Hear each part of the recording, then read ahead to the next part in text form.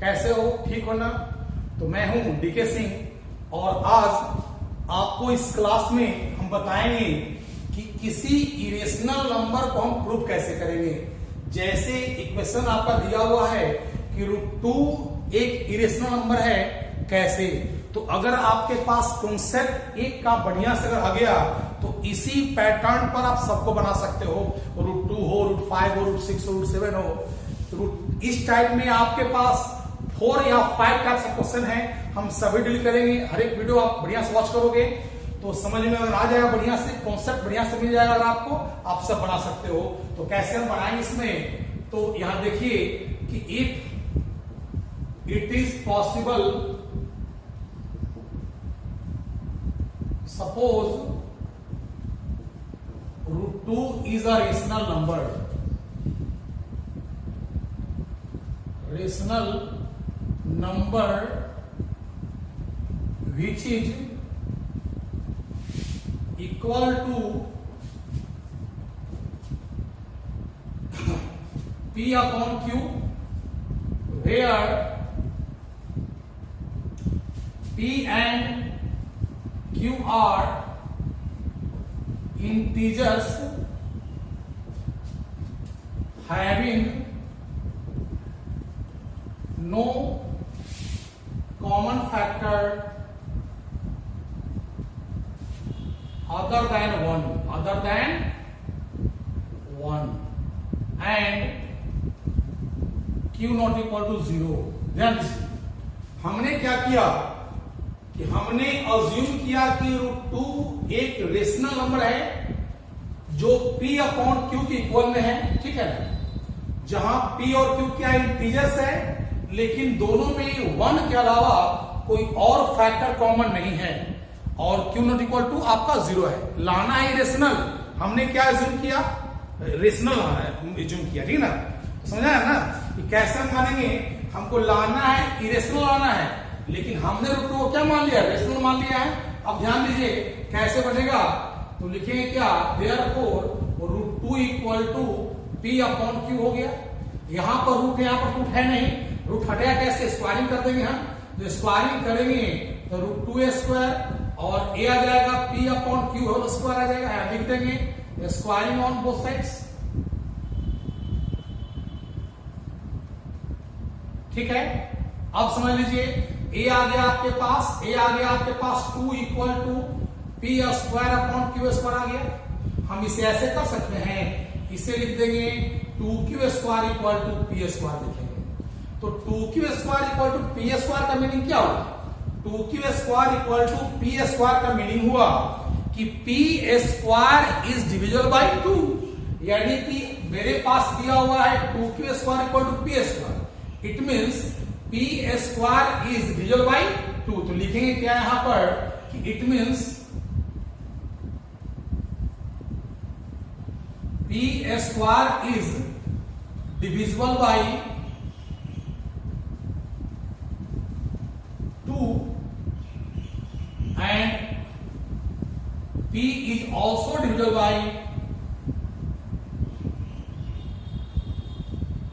2। अगर 2 डिवाइड करता है P स्क्वायर को, इट मीन्स 2 डिवाइड करेगा किसको? P को। अगर मान लो कि कोई नंबर से, अगर मान लो कि 16 किसी नंबर से डिवाइड हो रहा है, तो 4 का स्क्वायर 16 होता है, तो 4 भी उस नंबर से डिवाइड होगा, ये तो क्लियर है। तो अगर 2 डिवाइड करता है P स्क्वायर को, तो इसका मतलब क्या हुआ कि 2 डिवाइड करेगा किसको? P को भी डिवाइड करेगा, यानी कि P स्क्वायर 2 का मल्टीपल है, तो P भी क्या होगा? 2 का मल्टीपल कहलाएगा। अब देखो यहां ध्यान दो, लेट P इक्वल टू हम मान लेते हैं 2R मान लेते हैं, क्योंकि अगर P डिविजिबल है 2 से, इसका मतलब क्या हुआ कि P मल्टीपल है 2 का। तो मल्टीपल ऑफ 2 क्या होता है? मल्टीपल ऑफ 2 का क्या होगा? 2 से मल्टीपल होना चाहिए इसमें, 2 होगा, 4 होगा, 6 होगा, 8 होगा। तो हमने क्या लिया? P का क्या लिया? 2R ले लिया, ले लिया। अब क्या करेंगे कि P के जगह पर हम 2R को बैठा देंगे, तो मेरे पास आ गया 2Q स्क्वायर इक्वल टू आ जाएगा 2R स्क्वायर इन आ जाएगा। यानी कि अब देखिए यहां पर इसको लिख सकते हैं हम लोग 2q square equal to 4r square लिख सकते हैं, ठीक है। अभी 2 से 4 तो कट जाएगा, राह आ जाएगा आपके पास, q स्क्वायर इक्वल टू क्या आ गया, 2r स्क्वायर आ गया। हम क्या यहां पर देख रहे हैं, मेरे पास आ गया q square equal to 2r square आ गया। It means q square is multiple of 2। q square तो क्या है, 2 का मल्टीपल है, यानी कि q स्क्वायर 2 से डिवाइड होता है। जब q स्क्वायर डिवाइड होगा 2 से, तो q भी डिवाइड होगा 2 से। कैसे आप लिखे हैं, तो वहां लिखना पड़ेगा कि हमको लिखेंगे it means q square is divisible by 2 and q is also divisible by 2।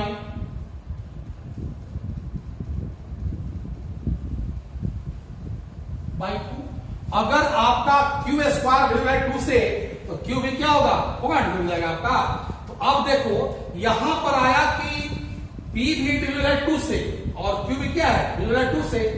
p और q दोनों डिवाइड बाय 2 से, लेकिन हमने जो क्या किया था स्टार्टिंग में, हमने लिया था कि p and q are integers having no common factor other than 1, यानी p और q ऐसा इंटीजर है जो जिसमें 1 के अलावा कोई कॉमन फैक्टर है ही नहीं। लेकिन मेरे पास क्या आ रहा है, मेरे पास आ रहा है कि p और q दोनों 2 से डिवाइड होता है। इसका मतलब क्या हुआ कि p और q का एक कॉमन फैक्टर क्या 2 आ रहा है। तो लिखेंगे क्या कि p and q both are divisible by 2। It means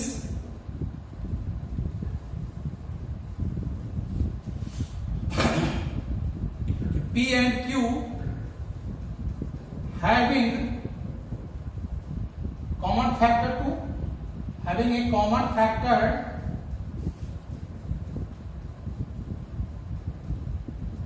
of 2, यानी P और Q जो है ना, वो दोनों के पास क्या है कि 2 एक कॉमन फैक्टर आ गया। लेकिन हम तो यहां पर माने थे कि p और q ऐसा है, इसमें कोई कॉन्ट्रैक्ट है ही नहीं, तो गलत ना रहा है। तो लिखें क्या कि इट कॉन्ट्राडिक्ट्स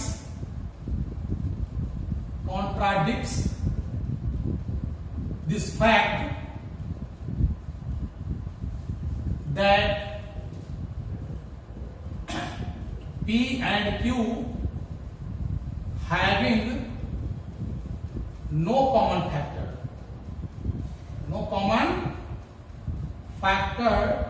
other than 1।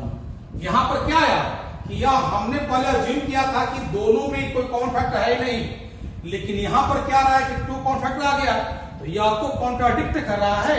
जब यह कॉन्ट्राडिक्ट कर रहा है तो हमने क्या लिखा कि contradicts this fact that p and q have no common factor other than 1, यानी हमने वहां पर लिया था कि p और q में कोई कॉमन फैक्टर है ही नहीं, लेकिन यहां पर मेरा उल्टा आ रहा है क्या कि p और q में फैक्टर क्या मेरा कौन आ रहा है, 2 आ रहा है। तो आखिर यह मेरा कॉन्ट्राडिक्शन कब आया, जब हमने वहां पर उल्टा मान लिया। तो लिखें क्या कि दिस कॉन्ट्राडिक्शन